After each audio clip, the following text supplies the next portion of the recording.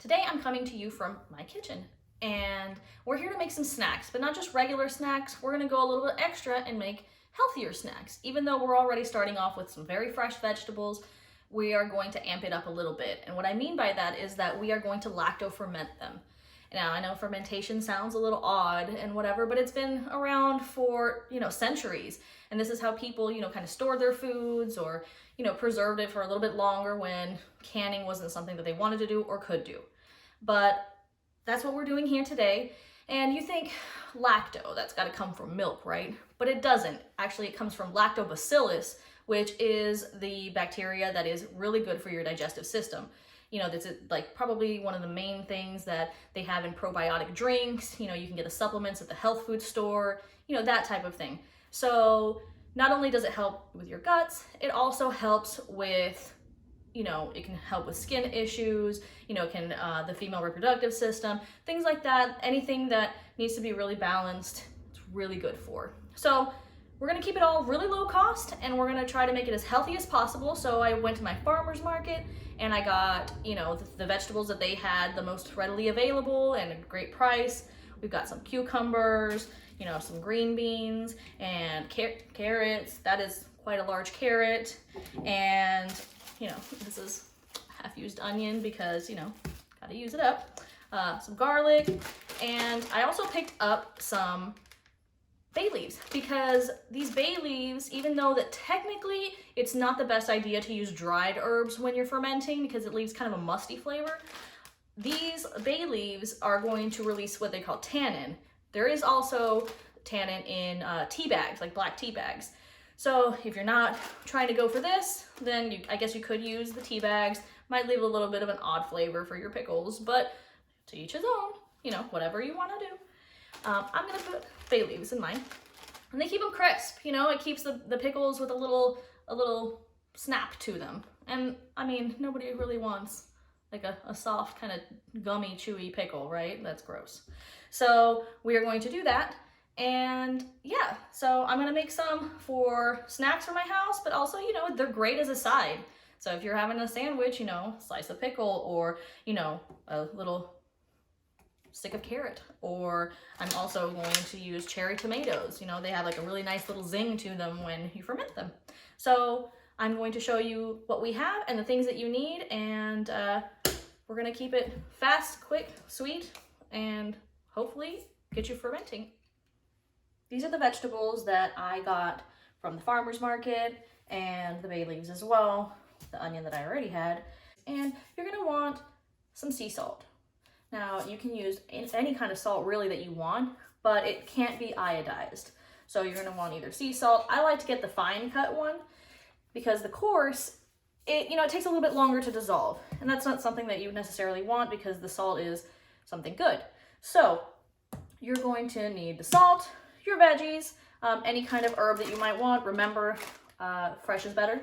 But in this case, we do need the tannin for the pickles, or I prefer it. You don't have to have it. And yeah, that's literally all you need. Also, you need purified water. I have one of those giant 5-gallon jugs, so that's not on this little bitty counter.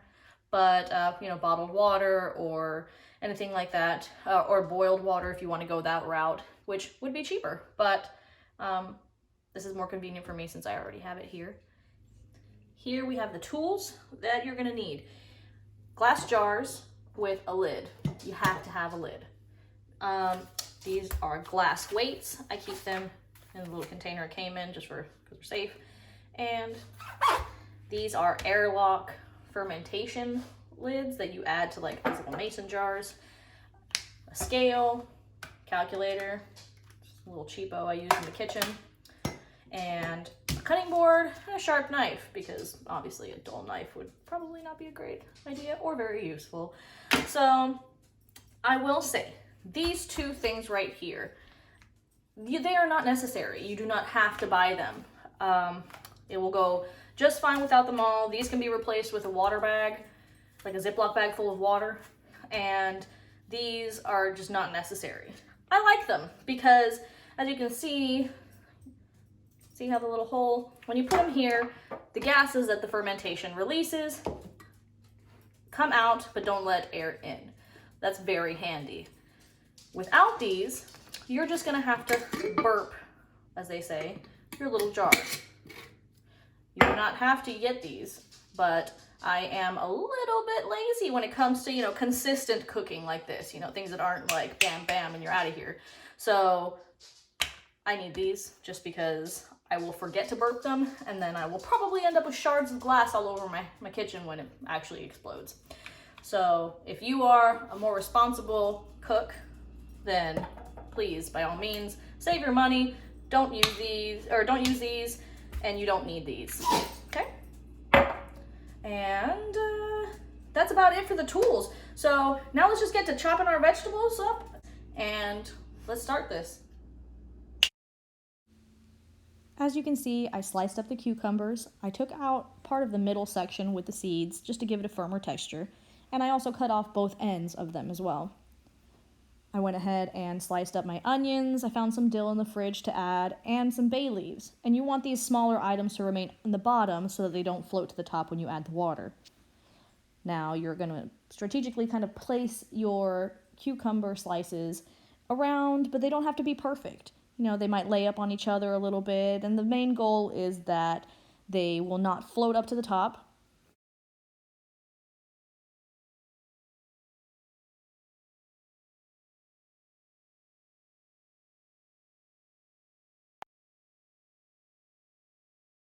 Once your vegetables are all arranged, you're going to want to add a 5% brine mixture.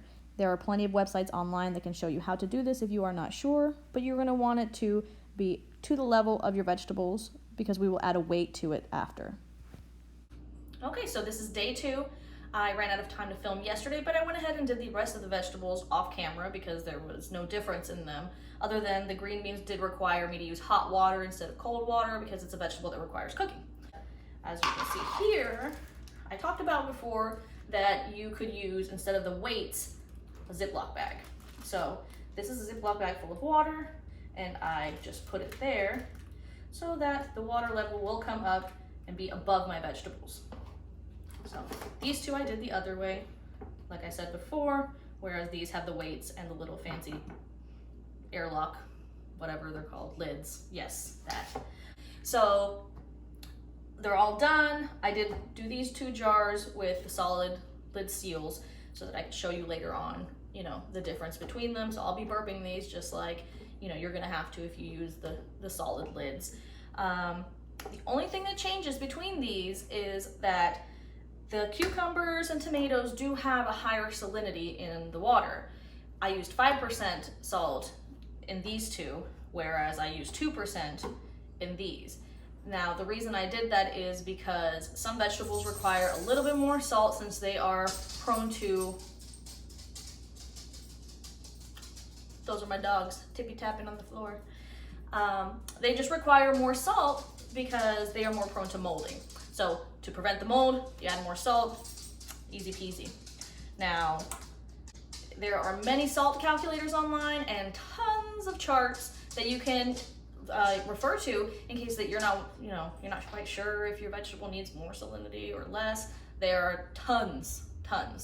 So I am not going to sit here and pretend I know all of them because I also, get on the Google and check it out. Generally, I'd say go ahead and wait 7 days before test driving any of these guys. There is nothing wrong with tasting them as you go. Just make sure that if you pull something out, whatever, you need to keep the water levels above your vegetables. That is what keeps them from getting gross, molding, anything like that, right? That is your safety line. So now we just wait about 7 days and I'll be posting a part 2 video when that time comes around. You're gonna wanna put it in a coolish place. You don't want sun to hit it directly because sun has antimicrobial properties and it also will heat up the levels too much. You wanna keep it between like 60 and 75 degrees if possible. It doesn't have to be in a little dungeon somewhere. Anywhere also that's gonna get like kind of circulated air because you don't want that kind of potent smell of the gases also. So I am going to put mine over here like so. Let me see, like this. Mine will be in this little cubby hole over here because my counters get really cold. There's a vent right here. And since it is fall, the windows are kind of cool as well, but there's no direct light hitting it. let's see how it goes, and I will be showing you exactly, the process in the part 2 video.